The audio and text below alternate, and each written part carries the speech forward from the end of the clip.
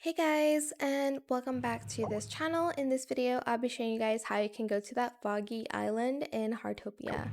So basically go to the area first where you harvest truffles, and what you'll need to do, it's similar, well, it's the same as the water glitch.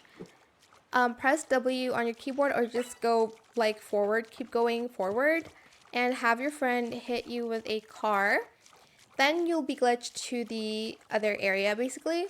Then you can do the two-person interaction with them and basically just hold their hand and drag them to the other side.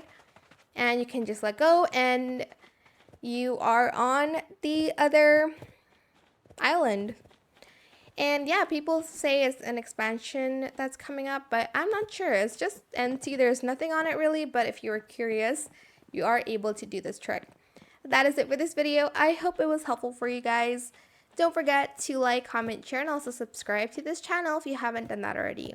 If you have any more questions about this video, just leave it in the comment section down below. I will try my best to answer them all for you guys.